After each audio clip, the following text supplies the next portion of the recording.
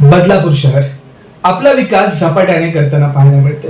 कालपर्यंतचं छोटंसं खेडं आता नावारूपाला येऊन महाराष्ट्राची जणू काही चौथीच मुंबई म्हणून आपलं अस्तित्व निर्माण केलंय. परंतु या बदलापूरचे प्रश्न मात्र काही सुटता सुटेना. त्यातच भूमिपुत्रांचे प्रश्न जर आपण पाहिले तर नुकताच आता जर आपण पाहिलं तर पूर नियंत्रण रेषा याविषयी आपल्याशी बोलण्यासाठी असणार आहेत भाजपचे शहर अध्यक्ष तसेच बिल्डर कमिटीचे मेंबर्स आपल्यासोबत असणार आहेत. दादा स्वागत आहे. काय सांगाल सर्वप्रथम ही जी पूर नियंत्रण रेषा आहे रेड झोन याविषयी काय सांगाल? खरं म्हणजे बदलापूर शहरातनं जाणाऱ्या उल्हास नदीवर ही जी जलसंपदा विभागानं 2020 साली ब्लू लाईन आणि रेड लाईन ह्या ज्या आखल्या त्याच्यामुळे बदलापूर शहराचं प्रचंड नुकसान झालेलं आहे. खरं म्हणजे कुठल्याही बदलापूरकर नागरिकाला, कुठल्याही शेतकऱ्याला, कुठल्याही भूमिपुत्राला कोणालाच विश्वासात न घेता फक्त वरून म्हणजे त्यांच्या ऑफिसात बसून या लाईनी मारल्या. ह्याचे परिणाम असे झाले की या ब्लू लाईन रेड लाईन मुळे एकही जमीन या ब्लू लाईन रेड लाईन मध्ये असलेली डेव्हलप होत नाही. त्या ठिकाणी बांधकाम परवानगी नाही. तसेच या ठिकाणी ज्या पूर्वी बांधलेल्या बिल्डिंग आहेत, प्लॅन पास बिल्डिंग आहेत, त्यांना टीडीआर फॅसिलिटी मिळत नाही. जवळजवळ 3000 सोसायट्या किंवा जुन्या बिल्डिंग अशा आहेत की ज्यांचं रिडेव्हलपमेंटचं काम याच्यामुळे थांबलेलं आहे. खाली दुकानाचे गाळे आहेत, नवीन मध्ये दुकानाचे गाळे देत नाहीत, त्यामुळे दुकानदार विरोध करतात.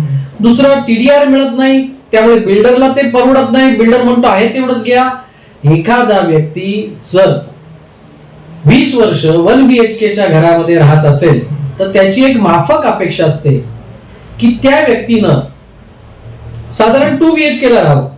परिवार मोठा झालेला असतो तर त्यांची ती माफक अपेक्षा पण पूर्ण होऊ शकत नाही कारण ब्लू लाईन रेड लाईन मुळे टीडीआर मिळत नाही. तर निश्चितच हा बदलापूरकरांवर झालेला खूप मोठा अन्याय आहे आणि तो अन्याय दूर व्हायला पाहिजे. आणि ही जी ब्लू लाईन रेड लाईन आखलेली हिचं पुनर्सर्वेक्षण होणं गरजेचं आहे. आणि या पुनर्सर्वेक्षण होऊन यामध्ये निश्चितच महाराष्ट्र शासनाने मार्ग काढला पाहिजे अशी माझी विनंती आहे. मी सन्माननीय मुख्यमंत्री, उपमुख्यमंत्री आणि जलसंपदा मंत्री या सर्वांना विनंती करतो की आम्हाला बदलापूरकर नागरिकांना यामध्ये मार्ग काढून याचं पुनर्सर्वेक्षण करून यामध्ये आम्हाला न्याय देण्यात यावा बदलापूरकरांना. निश्चितच आपण पाहिलं तर पूर रेषा नियंत्रण बाधित बदलापूर समितीच्या वतीने आता आंदोलन देखील केलं जाते. उपोषणाचा आज पहिला दिवस आहे आणि त्यांची अशी मागणी आहे की जोपर्यंत प्रशासन आमची दखल घेत नाही तोपर्यंत आम्ही हे उपोषण चालू ठेवू आणि येणाऱ्या काळामध्ये इलेक्शन मध्ये आम्ही बहिष्कार टाकू. तर या भूमिकेकडे आपण एक भूमिपुत्र म्हणून कशा प्रकारे पाहता? निश्चितच या ठिकाणी जे काही आंदोलन केलेलं आहे त्या आंदोलनाला आमचा पाठिंबा आहे. कारण खरोखरच बदलापूरकर नागरिक, शेतकरी, भूमिपुत्र अनेक लोकांचं या ठिकाणी नुकसान होत आहे. आणि हे नुकसान झाल्यामुळे शेवटी लोकशाही आहे, प्रत्येकाला अधिकार मागण्याचा हक्क आहे. आणि जर अन्याय होत असेल तर सर्वच मंडळी त्यामध्ये वैयक्तिक मी देखील याची मला या रेड लाईन ब्लू लाईनचा मी देखील बाधित आहे. तर त्याच्यामुळे सर्वांचंच म्हणजे समदुःखी म्हणता येईल. त्यामुळे हे जे आंदोलन आहे हे आंदोलन निश्चितच सुरू केलंय. भूमिपुत्रांवर अन्याय होतोय, शेतकऱ्यांवर अन्याय होतोय, सोसायट्यांवर अन्याय होतोय आणि ही ब्लू लाईन रेड लाईन दिशा ब्लू लाईन रेड लाईनची जी लाईन आहे ती बदलली पाहिजे. खरोखर ज्या ज्या ठिकाणी 20-20 वर्ष पूर आलं नाही त्या ठिकाणी देखील ब्लू लाईन रेड लाईन म्हणजे पाणी आलं नाही अशा ठिकाणी सुद्धा ब्लू लाईन रेड लाईन या ठिकाणी टाकली जी चुकीची आणि अन्यायकारक आहे. त्यामुळे आम्ही भारतीय जनता पार्टीच्या अध्यक्ष नात्यानं देखील मी सन्माननीय मुख्यमंत्री, सन्माननीय उपमुख्यमंत्री, दोन्ही उपमुख्यमंत्री, जलसंपदा मंत्री या सर्वांना मी देखील पत्रव्यवहार करून याच्यामध्ये निश्चितच आपण लक्ष घालावं आणि तातडीनं हा प्रश्न सोडवा अशा प्रकारची मागणी करणार आहे. नक्कीच आपण पाहिलं तर बदलापूर शहराला निसर्गाने भरभरून असं वरदान दिले आणि प्राचीन काळी जर आपण पाहिलं तर नद्याकाठीच लोक वस्ती करायचे. परंतु आता जर आपण पाहिलं तर कालांतराने असं होतंय की रेड लाईन आखली जाते. तर कुठेतरी आता अन्याय होतोय का की एकीकडे आपण सुरुवात नदीकाठेच केली होती आणि कालांतराने चित्र पूर्णतः बदललंय. पूर्वीचा जर आपण विचार केला तर शक्यतो पाणी हे प्रत्येकाला लागणार आहे. त्यामुळे ज्या ज्या वस्त्या व्हायच्या त्या नदीकाठीच व्हायच्या. आणि त्या दृष्टीने बदलापूर हे शिवरायांच्या काळापासून वसलेलं एक टुमदार शहर आहे आणि उल्हास नदी पवित्र नदी आहे. आणि या नदीच्या काठावर बसलेल्या निश्चितच ह्याचं जे सर्वेक्षण झालेलं किंवा ह्याचा जो सर्व्हे झालाय तो त्या कुठल्या तरी सॉफ्टवेअरच्या माध्यमातून झालेला आहे या पूर्ण रेषेचा, आणि तो चुकीचा आहे. त्यामुळे आणि काही काही ठिकाणी ज्या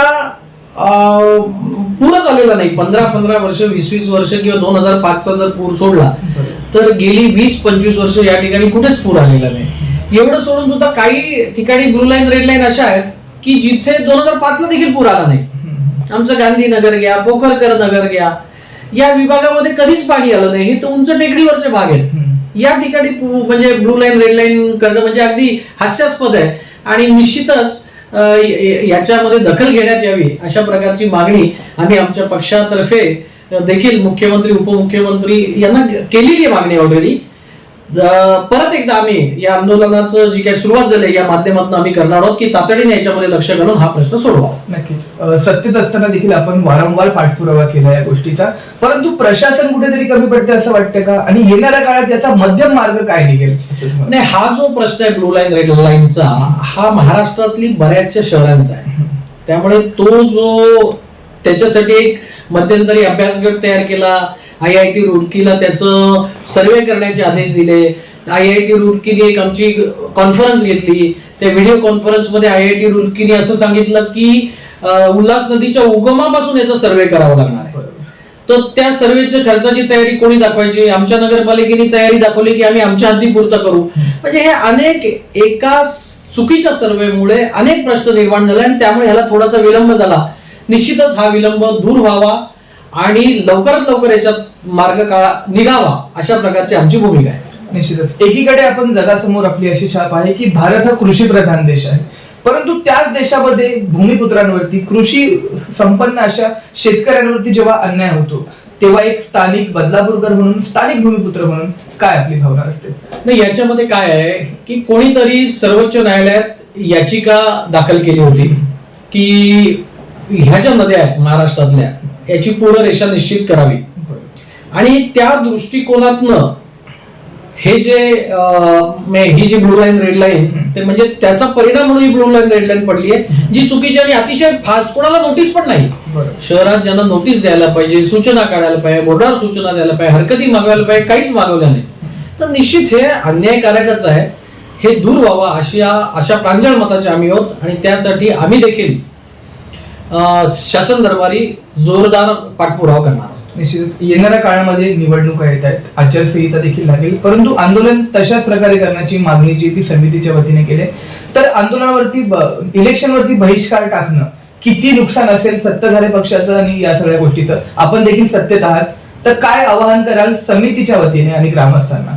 शेवटी लोकशाही आहे, प्रत्येकाला आंदोलन करायचा अधिकार आहे आणि जर अन्याय होत असेल तर आंदोलन करण्याचा लोकशाहीमध्ये एक चांगला हा पर्याय दिलेला आहे. परंतु मला खात्री आहे की निश्चितच आमच्या पक्षाच्या माध्यमातून किंवा आमच्या सरकारच्या माध्यमातून जे काही 3 पक्षाचं सरकार आहे याच्यात तातडीनं तोडगा काढण्यासाठी आवश्यक ते प्रयत्न आमच्या माध्यमातून करण्यात येतील अशा प्रकारची ग्वाही मी आपल्याला देतो. नक्कीच. जाता शेवटचा प्रश्न, सेक्शन 35 हा विषय देखील सध्या चर्चेला उधाण घेतोय, तर नेमकं सेक्शन 35 मुळे काय नेमकं नुकसान होत आहे आणि काय अधिक त्याच्याविषयी सांगा? 35 सेक्शनचा हा देखील या ब्लू लाईन रेड लाईन सारखाच विषय आहे, पण त्याच्या बाबतीत देखील निश्चित तोडगा काढला जाईल कारण हा वन विभागाचा प्रश्न आहे.